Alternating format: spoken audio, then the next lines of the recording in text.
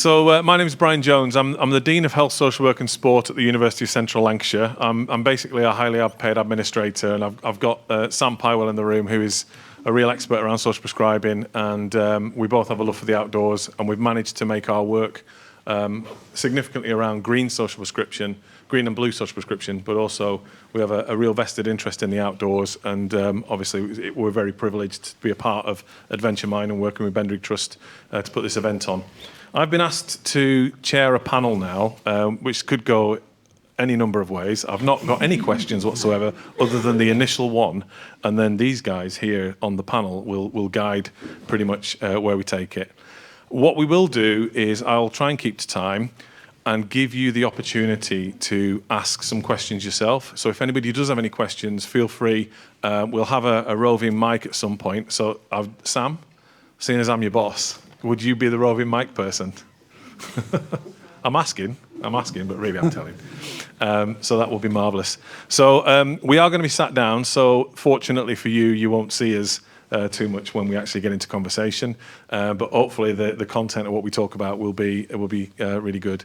The topic of this, if I can get my phone working, is how do we involve people in the design of inclusive adventures? So have a think about that in relation to any questions that you might have or anything that's stimulated through our discussion. So just quick introductions to the individuals on the panel. So the first person is Katharina Luttenberger. That's right, isn't it? Yeah, perfect. Wonderful. Then we have Jogi, who you've heard from this morning, as well as Dave Harvey, you've heard from this morning, and Jake, that incredibly inspiring young man that will be answering most of the questions because he's a very bright man. So how do we create an environment where we can create really good inclusive environments for our population? So I'm going to start with Dave because it leads nicely on from your presentation in terms of how do we plan, how do we create really inclusive, and how do we incorporate the people to make that happen? It's a challenging question, that, isn't it? Because it's actually really difficult to do it well. I think there's a lot of good intention about that, but there's a gap between, as I said, the provision and the community that there's a potential benefit for. There are a lot of assumptions from both sides of the bridge, if you like, and I think that bit in the middle is really important. I can't remember. I wish I was racking my brains. I wish I could remember the name of one of the first people. Belinda, help me out here, please. Who spoke at the young lady who was from the community who had all sorts of went on a British schools exploration thing. She's one of the first speakers in one of your conferences. Amina. Yeah, right. She changed. There was a different name on the thing to what it is. Yeah, sorry. What was her name? Amina, right. Amina went, if you get a chance to watch her presentation on the Adventure Mind website, it's another one of those really inspiring ones. But she made just a casual little statement in the middle of all of her presentation about going away and from her community she was in and how she'd grown up and the challenges she faced. But she said, and then I got to I got in with the British Schools, British Exploring Society. And it was like, it's so important that was there. That opportunity was actually there in her community to be able to do that. And I think that there is Anita Kerwin-Nye. She says there's a lot of stuff talked about outreach and people being hard to reach, and says, not hard to reach, not exactly where we are. We're here. It's people aren't going into there to actually have something coming up from within. And I think that as long as that gap remains, I think meaningful co-design is really hard. So we have to bridge that gap to actually enable the co-design to happen in the first place. Yeah, it's a great point. And I've heard another statement where people talking about hard to reach groups, they're actually talking about hardly reached. So there are, in terms of we know what activities we have within our communities, but we've got to do something with it. So awareness is really important, isn't it? So going back to Yuzi, in relation to some of the challenges you had in the early days, you had a fantastic product, but nobody to come. And was that because of pure awareness, or was there a cultural dimension to that? I don't want to be doing defence work. I don't want to be going climbing mountains. I think it's a bit of both, really. And I think the awareness perspective was being consistent through the messaging throughout the 6 years that we've been doing this. And because the consistency has been there, it's made people have faith that actually, yes, this must help her, so it might help me. And that's when, and we did a massive co-production project. We worked quite heavily with the NHS and a few, obviously UCLan University and quite a few different massive organisations. I think when you have that stamp as well, it really helps on people taking you seriously. But during COVID, we utilised that time instead of sort of thinking about, you know, other things. We used that time to co-produce a full charity really on what we can start delivering. And then that's when we realised actually it's what the community need and what they want initially. But then the more time has gone on, and obviously with my own personal experience and adventure and through social media, everyone just felt inspired. And once they feel inspired and they try it for the one time, that's it, boom, then they're addicted, then they want more and more and more. We've got an international audience, obviously, with Katharina, because Katharina's got a lot of experience in Germany. Is it the same in Germany? Do we have the same sort of problems that we put activities on and people don't attend? I'm working at the university and all my projects are funded through research funding programs. And we normally don't have the problem that we don't get our places full. So we have to work for it. It's not like everyone queuing for it. But we normally get every place occupied. But I think, I'm not sure if I'm if I'm maybe mixing the topic up a bit. So stop me if it's not interesting. Probably all worth it. But I think you also have the problem of this co-designing thing on every step of the journey. So it starts with the outreach, of course, but even if you have managed the outreach and you have your group of people, and you as a white female, in my case, middle-aged, educated psychotherapist, you think you know what the patient, the participant, the client should be experiencing, if you understand it. And in that case, if you're not aware of what you're thinking and of what you're how you're putting your expectation on the client, then you would you do the same as the clients feel they are done to in society. So they have to fulfill your expectations. So I think the most important thing is to be really open and to allow yourself to experience an adventure, which means you don't know what happens in this specific therapy session, even if you have run this therapy session like 20 times. And if this happens, it's a good experience for the client. If you really allow him or her to experience what he or she is experiencing, and we had this blinding blindfold session, for example, and one is experiencing, oh, it's so much easier climbing blindfold than with open eyes, and the other one is experiencing, it's so much harder, and you have to work with both and not say, sorry, this was the wrong experience. Yeah, so I think that is the attitude, and that sounds easy, and it is absolutely not easy, because we all want to be in our hearts in a safe space and know what we can expect. And what we heard from our clients or from our participants, that the most important thing they experienced in the sessions is this kind of safe space, that they could be who they are, not being judged, everything. And I think this is an important part of the co-designing. Yep. We have to reach out to everyone, but when they come, we should also take them as they are, and we don't know it. And we maybe never will, but we need to stay open for it. Yeah, and I think what you've referred to there is the stakeholders involved in an activity. So you have a lead, so whether that's a therapy session or whether that's an outdoors facilitated session, is that you'll have a person that will design that session. Yeah.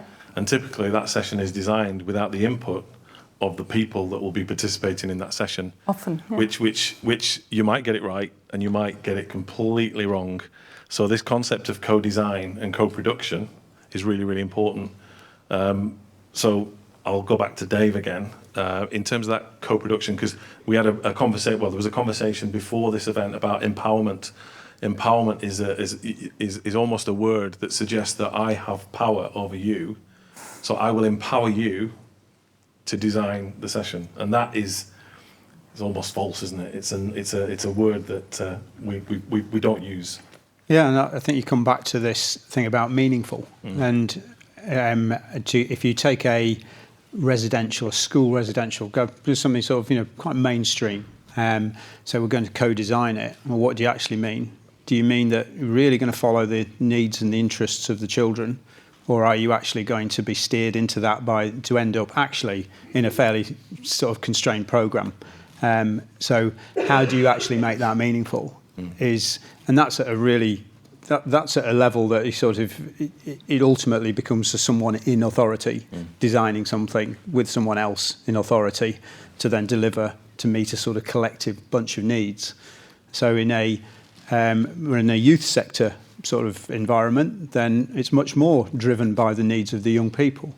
So again, there's a it needs an awareness of what that process is from the people trying to enable it to happen, and understand their role in that as well. And it comes back to the honesty and that self-reflection to be aware of the biases you bring to it. Yeah. And I think the other challenge there as well, if you look at like Bendrig is a fantastic example, that you deal with people with a massive diversity of physical challenge, but also potential mental health challenges as well. And we don't necessarily take into consideration what people want to get out of it as well. So it's not just about planning design for. Sorry, just got a question from the audience. Oh, already? Yeah. Wow. So I work at the moment, I'm working in specialist education, and we've got the EHCPs that we have to, for the funding and everything else. And I'm really struggling with trying to explain to them that the outdoor learning and the benefits of outdoor learning and everything else. People are like saying to me that it doesn't seem structured and this, that and the other, and how are you achieving this and that and the other? And I've got to tick these boxes. How do I find that really challenging to sort of explain to these people the importance of what I'm doing. Who's these people? Do you mean the young people, or do you mean the people who are sanctioning the trip, the gatekeepers, then you've got or the people participants? that are writing the EHCPs, and often you read the EHCP and look at the person that it's written for and think, did you even meet this person? And then I've got like the management within that are very much like, at the moment they've started pushing for the numeracy and the literacy and everything else, which I can deliver all through outdoor learning, but it's just trying to show that, because they're like, oh yeah, we need it to be technology, iPads, this, that and the other, and I'm like, no, I'm outdoor education. I want them to hold a saw and do this, that and the other. So I'm struggling with the management on how to sort of put to them that what I'm doing is not unstructured and is not. It's funny you should mention this, because today is Global Outdoor Learning Day, which some people might have picked up on. And one of the things that's been launched, the IOL has just launched a guide to high quality outdoor learning, and one for policy and decision makers to use, which is quite handy. So that's available, that's free to download from the IOL website, super brand new. So it'd be worth having a look at that. But that also discusses the benefits, but also the outcomes that are possible from it as well. And there's outcome frameworks that are referenced across the board. So there's a lot of information. I'm very happy to talk to you more about that later on if you want. Yeah, that's a good question. And actually, no, it's symptomatic of a lot of the problems that we experience around the outdoors, actually, is that if we're looking at it from a health perspective and we have a doctor that's going to make a judgment as to whether they're going to give you medication or allow you to be part of a nature program or an outdoors program, it's exactly the same principle, is that they've got billion-dollar case studies and clinical trials for a particular drug, but they haven't necessarily got the same level of confidence in an outdoors program because of exactly what we're talking about here. There's so many variables that will impact on the quality of that program, and that's part of this question really, in terms of if you want to make it truly differentiated and inclusive, What are the things we need to think about, and who should own the creation of those activities? So we're getting into questions straight away. There's loads of questions. But I do want to make a statement if that's... Yeah. So I just think it's rather pertinent. I hear you talking about who you're involving, and being somebody who's a participant regularly, because I have sight loss, on being on the other side, but having also been sighted. So I've come from both sides.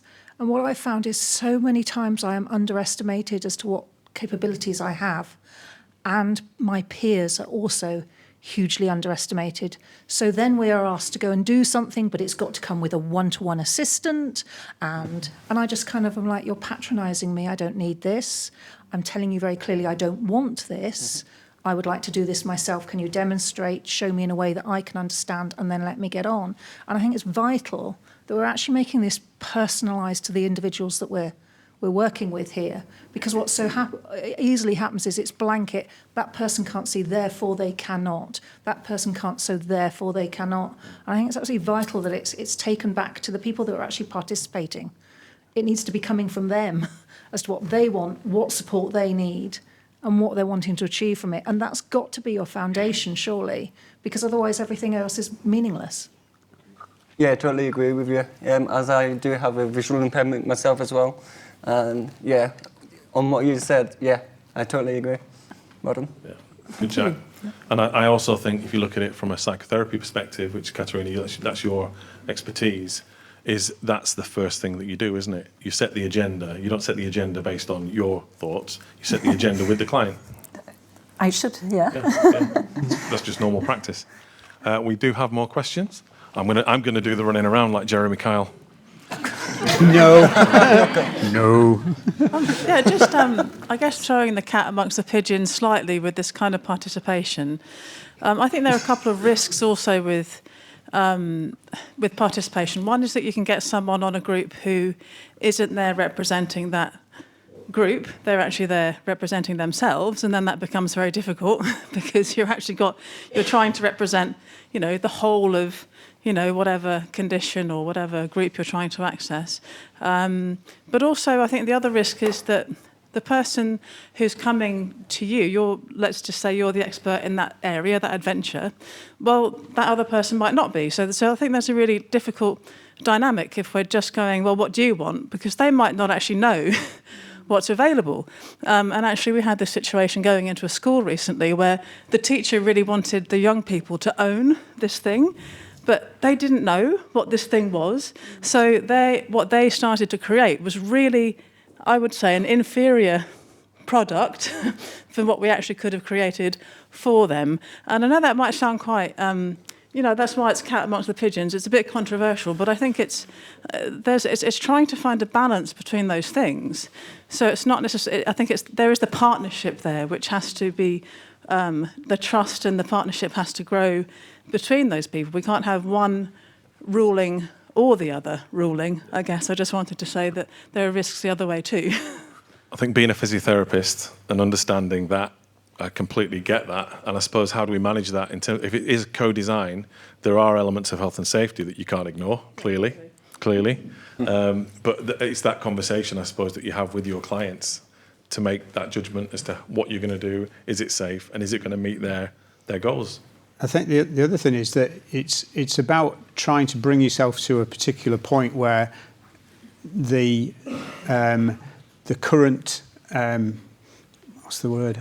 Discourse. I don't want to use discourse. It's an academic word, but it's that it says that co-design is the best. It's the gold mark, and it's like, well, so therefore I'm going to try and get there. So this is speaking to your question here. It's like, then you end up in that situation and say, well, you can choose what activities to do, but I've never done them before. How can you make a valid choice? So that is a very real thing, and I believe as well, it would be wrong to actually create that. So it's about being honest about what the level of co-design can be, I think, because it still can be a lot of involved in it, but you can't obviously go down to, I wouldn't be involved in a co-designing something I knew nothing about. I might be saying, well, I'd like an experience that was, going to give me some nice feelings about, but it would be non-technical because I don't know what that is. Put me into an arts or dance environment like that and I'd be like out the door, So there's ways that we can all be challenged and know nothing about what's good for us. I'd be in my element there, by the way. Hi, yeah, I've got a really related question, actually. We run adventure programmes for 1 year, and we're currently piloting a follow-on programme for when they've finished that. And it's not quite clicking at the moment, and we're really feeling like we've designed something that we're putting to them that they're not engaging with. And we're now really kind of starting to think about, actually, how can we hand it over to them and ask them what they would like to get out of it? But the balance we always have is, if we say, you know, what do you want to do? And they go, well, we want to go bungee jumping and skydiving. It's like, firstly, how do we kind of ask them in a way that we can actually deliver what they want? Secondly, how do you manage it when there's a group of them and they all want different things? And how do you kind of create enough boundaries that they don't switch off to it? Because we've had other occasions where we've asked, what would you like to do? And they've gone, oh, we're just really grateful for everything you're doing, that they feel bad even saying. So I guess I just wondered if you had any advice around how to kind of hold that conversation with young people. Good question. Any thoughts, Katharina? Well, I think, but obviously you can go too far on both ends and giving too much structure and too less. And what we do, for example, the structure of our sessions is clear. We're doing, like today, we're going on the wall and we're climbing blindfolded, to stick to that example. So there's no discussion about that. But they can choose, for example, do they want just to climb and close their eyes in the middle of the tour, stay there, open the eyes and climb again? This would be the lowest thing. Do they want to climb with their eyes closed? Do they want to climb with a scarf or something? Do they want help? Do they want me to help them, or do they want their friend to help them? So everyone is doing the same, the activity I chose because I know that I'm secure with that and that it has been beneficial for many people. But in the creation of that activity, they are free to choose whatever step they want. And I think you could maybe transfer this model to your activities too. So you could say we are going on a hike, but you can choose whether it's 5 kilometers or 10 or 20 or downhill or uphill or whatever. And I think it is not a good idea to give too much. I wanted to say freedom, but freedom is maybe not the thing I want to say. It's maybe too much responsibility to the clients, because in my view as a psychotherapist, this is something many children and adolescents experience in their lives, that there is nobody taking responsibility for them in their lives. They have to grow up too early, they are left alone, and now again in some kind of educational or therapeutic program, they again shall say what is good for them. I mean, if they knew, they would have done it. You're there to guide them. So take your responsibility, take the responsibility for them, and within a safe frame, give possibilities for them to adjust to their needs. This would be my answer. So it's almost like providing the scaffolding for them to tweak. They can choose the way they climb the scaffold. Oh, yeah. Yeah, and I'll just add to that as well, because we were in a very similar situation 4 years ago where I thought that by going up Ingleborough and doing this activity, all the girls would be interested, but they weren't. There was only a couple of girls.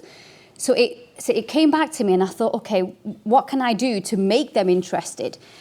For me, it was my personal journey and showcasing on social media that I would go for a hike myself and take some lovely pictures and videos, and that inspired them. But then what I also did was I had a variety of different outdoor activities where we would do like a co-production. So we just invite people in for a coffee chat and just have a very informal chat. Now, instead of it just being open, like, what do you guys want? Have a few different topics around sort of like bushcrafting or walking or hiking, or wild swimming. That's something we've introduced. And then get their opinion on all of those, and then sort of have a little voting system, because sometimes people don't know their limits People don't know what it feels like to dip into a cold water. So when we did our first wild sort of, I won't call it a swim because it was a dip, everybody was shocked. They were like, oh, this is impossible. This is, this is something we can't do. But I just put it out there. I was like, it doesn't matter. And luckily we had 20 ladies turn up and only half of the group had a go, but the other half watched and decided, okay, next time, Z, I want to try that. So we have to sort of give them the opportunity, but then give them the sort of the skills and the support and, taking that responsibility of what it is that they want. And then we can provide that, but, sort of narrow it down because that will really help. So, yeah, just to answer that question. Can I just do just the last little bit, just follow on, as well, is about small steps. And the other thing is that there are so many competing pressures. So the reason that everyone has ended up on that initial programme will be different to the reasons they end up on the next programme. And so there'll be all sorts of competing demands on their lives that may not coincide in the same way as well. So there's lots of things that are affecting the picture, which doesn't help you actually answer the... This might speak to Dave's model of or part of Dave's model of the outside circle, one of Dave's models. So we've got to decide about the measures or metrics that we allow our funders to hold over us. So if we use a quality adjusted life year model from healthcare, and that's what we say is allows us to say, right, you know what, this is good for you, and therefore you will give us the lottery funding or whatever that allows us to pay for the bus fare or whatever, or the car parking that should be free, then really we have to have a conversation with the medical professions about what we think is appropriate improvements to our lives or to our communities' lives, as well as, and that's not the medical model of disability, it's the way medical practitioners consider success and what that is and what that means for communities. That's a great point, Suresh, because I think typically from a medical model point of view, it's the commissioners and the doctors that will describe and prescribe what they think is relevant to the individual without even asking them. And it's all about money. Yeah, it's all about money and actually pressure from certain organisations that I won't mention. Over to you. Thanks. Hi, I've got a couple of points really. I'm sorry I've missed some of the... I've gone back to one or two of the points that we've already made, but I feel as if they're still important. I think we need to be careful about assuming that the outdoors is right for everybody, because I think in many respects, if you're an asylum seeker, you've come through and you've travelled over country and you've lived in the countryside and you've had some very scary moments, and then we're offering this to them, it may not be the right thing for them. And I know that sounds obvious, but I think we just need to be mindful about that outdoors isn't for everybody. And actually, again, that co-design, co-creation is so important in that aspect. The other bit I want to mention is also, I'm a psychotherapist working with families and only 40 miles away from here, which in Barrow-in-Furness, industrial high deprivation. When you're thinking about some of the families that I work with there, where the highest context is just getting through the day each day with maybe 3 or 4 children in a council house, when actually you're thinking the Lake District's only 20 minutes up the road, it's a very different life. You're living on a housing estate and trying to access that when you're just trying to get through. Do you know what I mean? That's the access issue for me, which is a major barrier. I'd love introducing the ideas to the outdoors, just going for a walk in the park with some of the families that I work with, and that may be all that they can manage, given the fact that, getting to the Lake District is just too hard for them. So it's just a comment, really, I suppose, that, and I'm not sure how, I haven't got the answer for that. I'm still working in this area for many years, and maybe there isn't an answer. We just have to carry on working with what we're doing, but it feels like it's important to mention, really. That's a good point, and actually it's a symptom of the system, isn't it, that you've got people, for example, we've been doing some research at UCLan around blue social prescribing. So the idea of going to the coast and being in the sea and experiencing that has a really good, profound effect on somebody's mental health. But what we're finding with coastal communities is that it has the opposite. They need something different. So it's making sure, again, it's that co-design and that co-creation is crucial to make sure that you're doing something that they actually want and would benefit from. I'm trying. I'm doing my Jeremy Kyle. There we go. Thanks very much. This is in the NHS, this term is co-production. That's the strategically understood term for this creating together. And over the last few years, they've been running a program to include people with lived experience. So I'd really interested in, Jack, in your ambitions and the intent you have to bring lived experience into the delivery of outdoor activities. I'd really like to understand how you see your sort of ability to shape the appropriateness of the activity as someone with lived experience, because that's for a lot of people that will be the most important voice in the room, or it should be. Good point. Oh, where shall I start? Well, I've been in schools and colleges for specialists.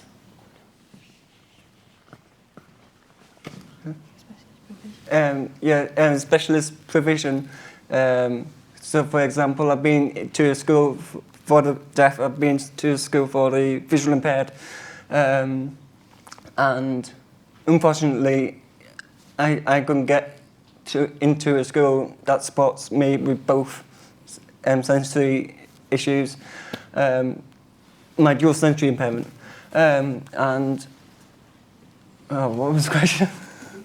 The question's about your ambition to bring right. experience into the design of activities. So you were talking about doing inspirational speaking. Oh yeah. I was thinking of doing some like sharing experiences of me that I can actually do something with a disability, and because I would like to prove that to many people that a disability isn't there's a quote, a disability is not an inability. Disability? Mm-hmm. Disability is an inability. Yeah, and disability is not an ability. Yeah. So there's a big difference. So there's a big difference. So because it's like where I go walking somewhere and people will be like, oh, why have you got? Not many of the Bendrick staff know this. So guys, I'm telling you now. I'm worried. Don't worry. It's nothing like I'm gonna, see you guys.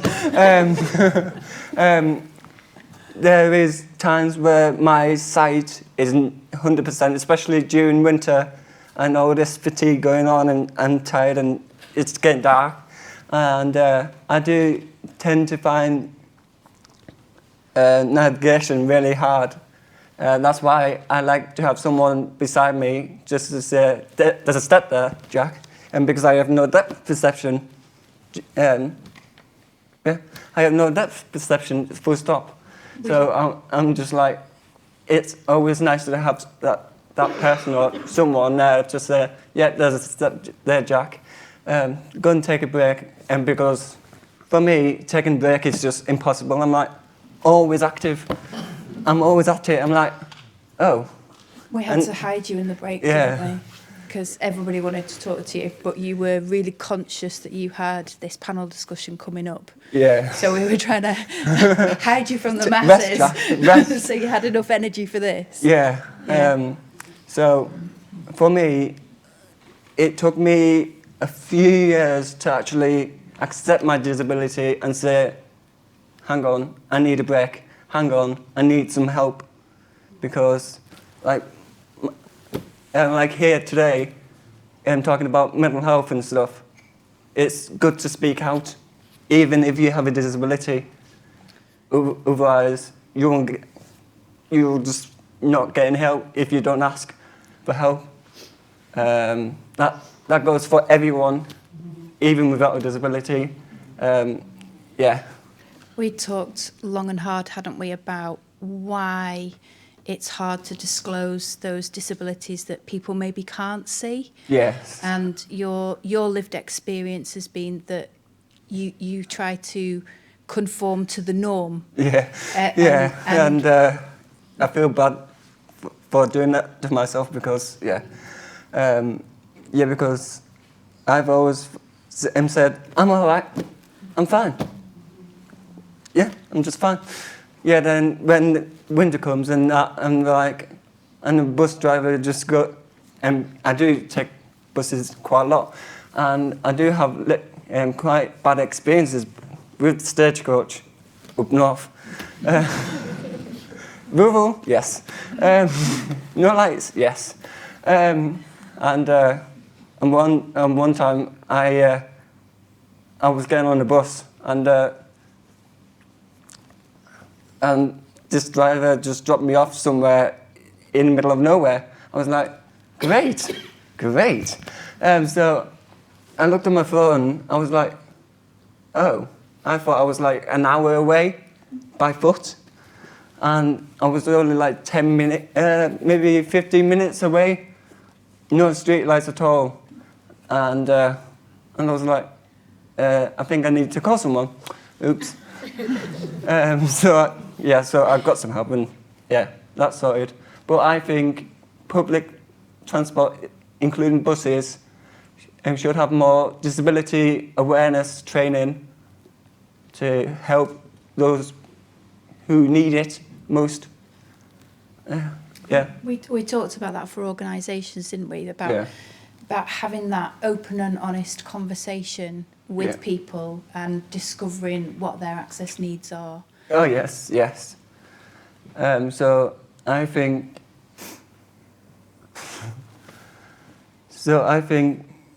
we need to share to say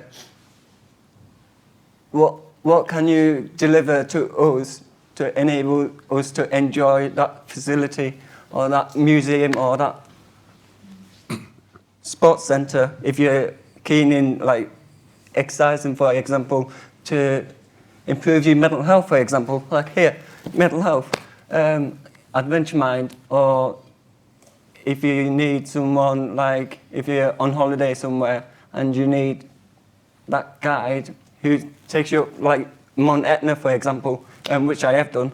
By the way. With a guide who knows your visual impairment. So I'm like, so I need an arm just in case I have an unsteady balance gait. I like that, Jack. I like the fact that you use the word, you're challenging the leader. You're saying, this is what I want from you. And I think that's a really good way to frame things. You need to challenge these people. Then they think, oh, I need to improve this. But I'll do that next time. Yeah.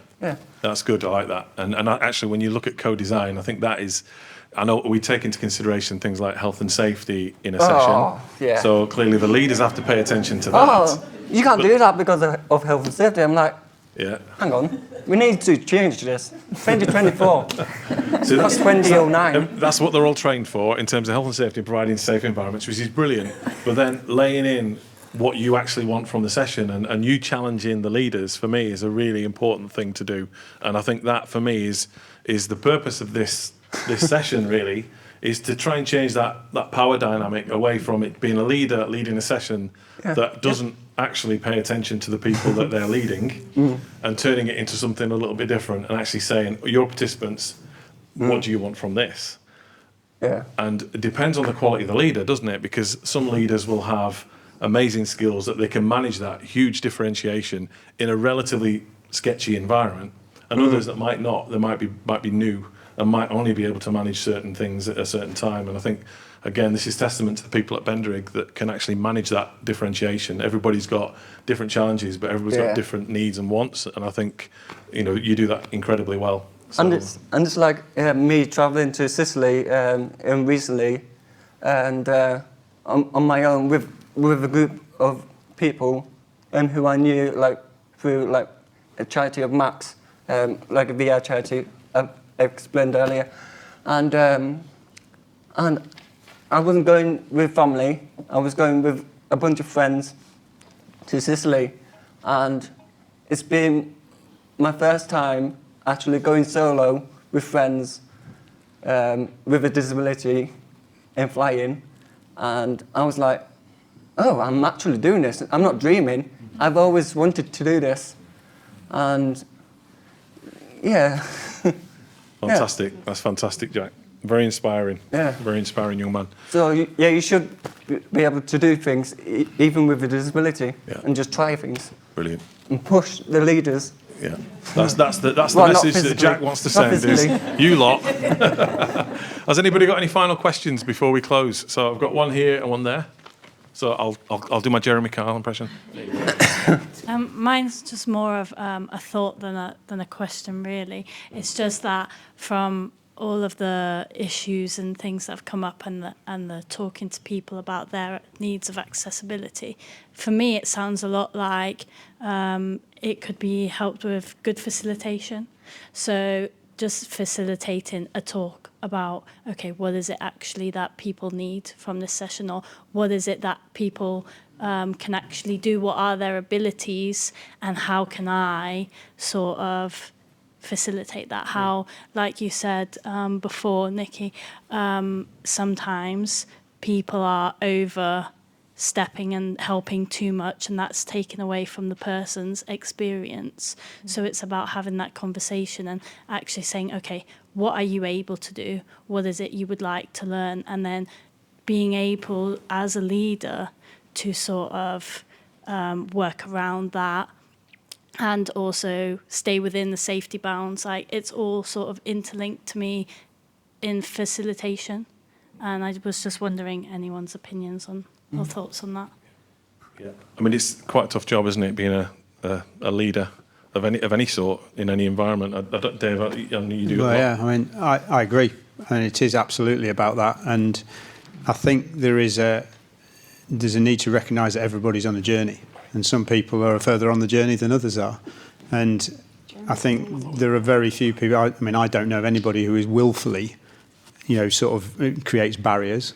I think there are a lot of people who just don't know that, they just don't know the basics. And I think, so the training that Bendrig are doing at the moment on their training packages, I think is amazing, because that's actually, it sounds so obvious, and yet it's not.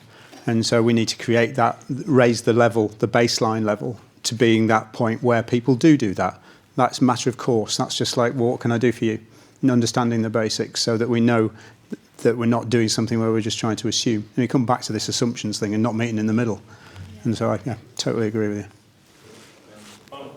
Yeah, sorry, it was just a quick question on sort of collaboration and coordination of what everybody's doing in this room here. Who do you think is missing from this room that should be here? I'm looking at sort of things like NGBs, national governing bodies, of sports or whatever it is we're looking at delivering. And because they are the people that can change the sort of protocols that they have in place to make things more coordinated. So what do you think? Any points? Yeah, definitely. I think the people who are sort of sat at the top need to be in the room listening to people like Jack and all of us with lived experiences and speaking to the actual community. It doesn't mean as a small organisation it's our duty. It has to come from above, because everything, is to do with financial. If we don't have funding, we can't run the projects. And I do remember within my own journey right at the beginning, when I really tried to get the funding in, it wasn't coming in, and I couldn't do what the community wanted because the money wasn't there. But luckily, we found some amazing people in the community who were willing to help, and we're, not there yet, but we are getting there. So I think like policyholders, sports organisations in the local area, people who are, decision makers, they all need to be in the room so then they can all understand what we as a collective are all feeling, and listen to our opinions and mingle and talk, because everybody's got a story. I think we've just been quite lucky that we got to share ours, but speaking to the audience, there's so many inspiring stories sat on the chairs right now, who have had so many issues or dealing with, certain health conditions. And I think having those people in the room will really help them see, what is needed in the community. Yeah. I'd add to that, it's that controllers list. It's who's on that list of gatekeepers. So NGBs are on it, on my list anyway. but also landowners. So like the forestry community, I was talking about that. So understanding the benefits and things is something that, or understanding that whole sort of access framework, I think is way beyond we're going to make an accessible path. Yeah. And I think there's that sort of side of it across the board. And then I think you've got the National Health Service as well, because we're talking about mental health, and I've been doing quite a lot of work with the National Health, and the focus is always short term, and it's always on acute service, and we've got faith, I suppose, in that the new long-term plan is focused on the community, so it's trying to move away from hospitals to community, and it's also trying to focus less on acute services and more on prevention, which plays into our agenda quite considerably. But it's a big beast, and trying to change mindsets in the NHS is going to be a challenge. Do you invite any of the sort of sports, inclusive sports organisations to this? So, for instance, I don't know, Spine or some of the other ones here too. I know you're looking at me because I didn't organise it, but we have in previous Adventure Minds we have had some of those stakeholders, some of those governing bodies be here, and the ones that have been are relatively powerless in trying to change the way in which we're going to benefit from it. I think the biggest one with the biggest money is the NHS. If we're trying to fix mental health, the analogy that I use is like a tap. What happens is the NHS, you've heard this, Ian, apologies, and it's actually written in a very good document that Ian's produced. It's like a tap, and fundamentally it's like the NHS, what they're trying to do is mop the floor. So you turn the tap on and you're just constantly mopping the floor. And unfortunately, there's more water coming out the tap now. So there's more people mopping the floor, and that's become unsustainable. What we really need to focus in is somebody actually turning the tap off. And that's where we come in. And it's trying to recognise that we in here are actually really important parts of the health service. We're not paid a surgeon's wage. We're probably paid minimum wage in some instances, but actually the impact that we can have is significant, particularly around prevention. And that's really the bit that we can focus on and hopefully cure. I am mindful that we've run out of time. I know we could continue the discussion, but I've just kicked a dog as well, so I'm not feeling particularly good at the moment. I'm going to go and give the dog a hug in a moment. He's gone back to sleep. Oh, I feel better now. I feel better. Are you sure it's asleep? Oh, it's fine. All right. Hallelujah. Well, thank you very much. That was far more interactive than we had actually planned for, and I'm really pleased because it meant that I didn't do as much talking as I thought, and apologies if you didn't talk as much as you probably thought you would, but it's really good to get the views of the people, and hopefully we can continue these conversations as we go. So thank you for your contribution, and thanks to the panel, Katharina, Z, Dave and Jack.